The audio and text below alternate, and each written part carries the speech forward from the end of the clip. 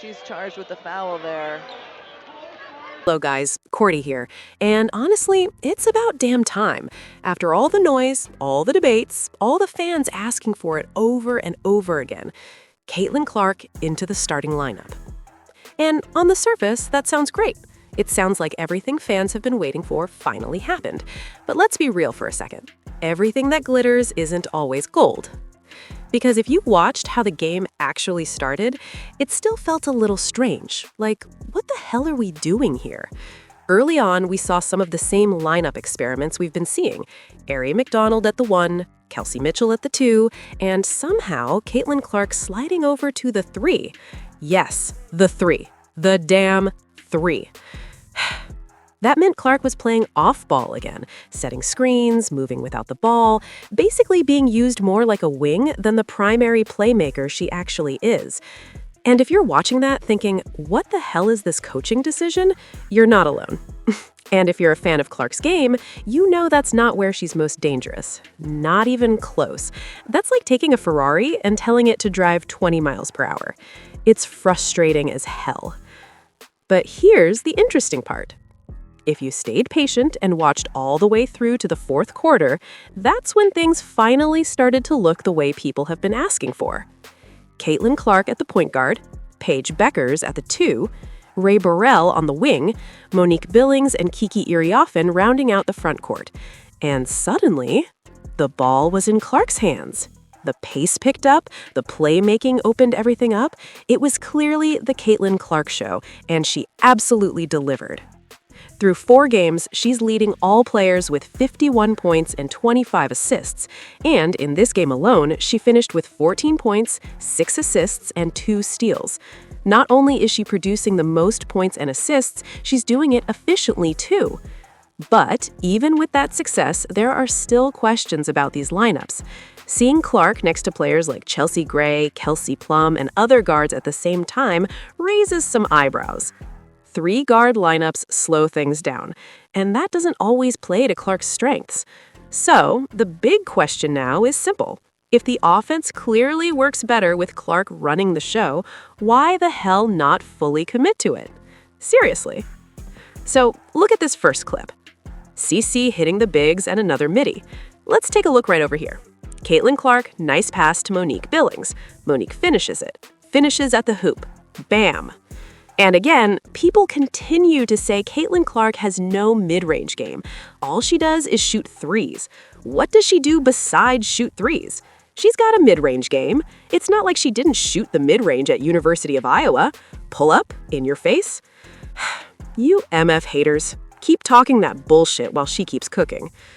So, in this game, yes, they finally started Caitlin Clark. Now, technically, she was listed in the starting lineup, which is something fans have been asking for.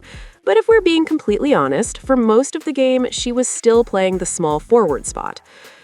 And look, we could go down that road again, we could talk about the lineup decisions and the positioning. But for today, let's just set that aside. Because the moment that really mattered came in the fourth quarter. That's when Caitlin Clark finally got a stretch at point guard, actually running the offense the way she's meant to. And during that stretch, she looked fantastic. The pace picked up, the ball movement improved, and you could clearly see the difference when the offense was flowing through her. It looked natural. It looked smooth. Now, the big question is whether Stephanie White will keep Clark at point guard moving forward. Fans would love to see it, but if we're being realistic, we've seen how this usually plays out. There's always a lot of lineup shuffling, and sometimes Clark ends up playing off the ball again, which honestly drives fans absolutely damn crazy. But putting the coaching decisions aside for a moment, one thing is very clear. Caitlin Clark looks like she's improved since the last time we saw her on the court. The passes are sharp, the decision-making looks quicker, her handles look more controlled, and the shot looks smooth again. The form is clean, the confidence is back, and most importantly, it feels like she's broken out of that slump we saw earlier. In this game, she shot over 50% from the field, attacking the paint, knocking down shots, and staying aggressive throughout. At one point, she even got into it with the ref, which honestly just shows how locked in and competitive she was. She was running the floor, pushing the pace, and looking energized out there. You could see the fire, the emotion, the hunger to dominate. So, if she stays healthy and keeps playing like this, we might be in for a really fun season. And honestly, it's going to be one hell of a ride. But for now, enough talking. Let's get into the highlights. So, look at this clip. It's Caitlin Clark bringing up the court, which you didn't see much of early in this game. And honestly, that's kind of crazy. Like, what the hell were they doing earlier? This is like one of the few clips where they actually are letting her run the show. Finally! Damn! And she rejects the screen, goes to her left, catches the defender by surprise, and drills a three-pointer. Boom. Splash. It's what she does. It's your average Caitlin Clark play that we have become accustomed to, and she looks good. Real good. The kind of play that makes you just laugh like, bro, this girl is ridiculous. This is the Caitlin Clark that caught everybody's attention. The Caitlin Clark that made me get into women's basketball. The Caitlin Clark that got millions of people watching WNBA games on a random Sunday. This is the Caitlin Clark. This is what we all want to see. And when she's cooking like this, you're just sitting there laughing like, yeah, good luck guarding that shit. And in this next play, you're going to see the Caitlin Clark gravity that we so love on this channel in full effect. Seriously, watch this carefully because it's hilarious how defenses panic when she has the ball. She's bringing it up the court, comes off that screen, gets into the paint, draws two defenders, kicks it out, easy three-point shot for Paige Buchers. Wide open, cash. She gives players around her easy shots when you let her be the point guard. It's simple basketball. Like, damn, it's not rocket science, people. But for some reason, she keeps getting pushed to the 2 or even the 3, even when she's out there without a lineup full of other stars. Honestly, I just don't understand it. Like, what the hell are we doing here? It honestly feels like the only place Caitlin Clark was ever allowed to play her natural game all the time was back at University of Iowa. Everywhere else, it seems like she's constantly being adjusted into something different instead of letting her just run the offense. And honestly, that's frustrating as hell to watch sometimes. What we really need is an Iowa-style coaching approach that fully leans into her strengths. Let her control the pace, let her create, and let her take those shots. If that happens, you could easily see Caitlin Clark averaging close to 30 points a game, and that's the kind of production that fills arenas. We're already deep into the third quarter here because she barely got any real looks early in the game, which, again, kind of makes you laugh in frustration like, are we seriously still doing this? But you see her getting the steal, being feisty, the Caitlin Clark that we love, getting down into the paint, easy layup on the fast break. That is what she does. She's a fast break player. She's good at passing in the fast break, good at making layups and attacking in the fast break. You want to get Caitlin Clark in as many fast break opportunities as you possibly can to unlock her as a player, because when she gets running downhill, the defense is basically screwed. And if you look at this next play, Caitlin Clark seems like she's not expecting the ball, but she gets it, and she decides, well, if you're gonna give it to me, I'll do something with it. You see her weave through this defense to her left with a step back there. She drills it. Beautiful, smooth, cold-blooded. That's what I love to see. Caitlin Clark moving with the basketball, getting into her shot in the mid-range, and every time she hits one of those, you can almost hear the haters getting quiet real quick. Everything I've talked about before on this channel about Caitlin Clark really shows up in moments like this. Most of the time, teams try to limit her by parking her out on the three-point line and then sending multiple defenders the second she attacks the paint. So that's why the mid-range becomes such a huge weapon for her. When she starts pulling up in that area, it adds a completely different layer to her offense. And honestly, it makes defenders look confused as hell sometimes. If she keeps mixing in those mid-range shots while still attacking the rim, defenders are going to have a much harder time stopping her. And honestly, if the refs start giving her more calls when she drives, that will open things up even more. Imagine if she got a whistle similar to Shai Gilgeous-Alexander, while also using that same mid-range style of scoring.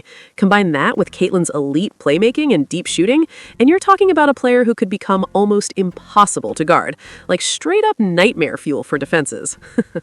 She already has the tools, she just needs the opportunities and the calls. Makers in the Women's National Basketball Association. Does she not still have the record for most assists in a WNBA game, or am I tripping? She's already broken a bunch of assist records, and she even holds the record for the most assists in a single WNBA game. And the crazy part is, she did that in her very first year. That's wild. At this point, it's not really a debate about whether Caitlin Clark is one of the best playmakers in the league. For some people, the real conversation is whether she could eventually be the greatest playmaker in WNBA history. And honestly, that conversation doesn't sound crazy anymore. When you have a talent like that on your roster, or even on United States women's national basketball team, it just doesn't make sense not to put the ball in her hands and let her run the offense. Still, you take the moments you get and hope they start using her the right way. And this next play is cool too. Caitlin Clark throws it to PB in transition, PB throws it right back to CC, and Caitlin Clark gets to the mid-range and drills it, smooth, again. She got fouled here too. I don't know why the heck they didn't call the foul. Like, come on, refs, what the hell are you looking at? I swear, sometimes it feels like she gets smacked and the refs just stand there like nothing happened. Wild. I did see a little bit of the Caitlin Clark PB connection out there, and honestly, that was pretty cool to watch. PB didn't have the best game overall. She played a lot of minutes and only finished with 7 points, but she's still a solid player and someone who can contribute in a lot of ways. Other than that, there's not really much more to say about that part. And then you got another play of Caitlin Clark getting it in transition and immediately throwing it down to the big player, getting them an easy bucket. Once again, this is why you give her the ball in transition, because when she sees the floor like that, defenses are basically cooked. If you watch the way Caitlin Clark sees the floor, it reminds you of the great point guards who controlled every possession. She has the vision of Chris Paul, the patience of John Stockton, and the creativity of Jason Williams. So the real question is simple. Why wouldn't you put the ball in her hands and let her run the offense? Seriously. Think about it. You rarely watched a game where Chris Paul wasn't running the point. The same goes for John Stockton. Jason Williams, white chocolate, built his entire reputation on controlling the tempo and creating plays. Even players like Hayden are given the freedom to orchestrate the offense nearly every possession. So, that's why it feels strange when Caitlin Clark spends long stretches without the ball. It almost makes you laugh out of frustration, like, are we really doing this again? She's proven over and over that she's an elite playmaker who can create shots for everyone on the floor. When she's involved, the offense becomes exciting, creative, and unpredictable. But when she's standing off the ball while other players force drives into the paint, the game slows down and loses that spark. And fans notice it immediately. Caitlin Clark brings the energy and the entertainment factor. If fans are tuning in to watch her, they want to see her actually running the show, not waiting around for occasional touches. And last things last, you see Caitlin Clark peeling out to the arc, and number 26 is being dumb as heck going over there to help on Paige Buchers, leaving Caitlin Clark wide open. I don't know if that's a miscommunication, they were supposed to have a switch there, but I don't know why they did that. Like, why in the world would you leave Caitlin Clark open? She's going to drill that every single time, and guess what? She does. Splash! You love to see it. Caitlin Clark is out there hooping, man. Over the last few games, Caitlin Clark has looked really good. The first game was strong, and honestly, through the first 4 games, she's probably been the best player on the floor. The problem is she's still not getting enough touches or enough chances to really control the game, and that's something we talked about a lot in this video. If we start seeing more possessions with the ball in her hands, I'll definitely be more excited to keep watching every game. For now, I might just keep catching the highlights and let the people actually watching the full games fill in the rest of the details. I just want to see Caitlin Clark hoop, and from what we've seen so far, she's doing that pretty well. Let me know what you think, and don't forget to like and subscribe. Thanks!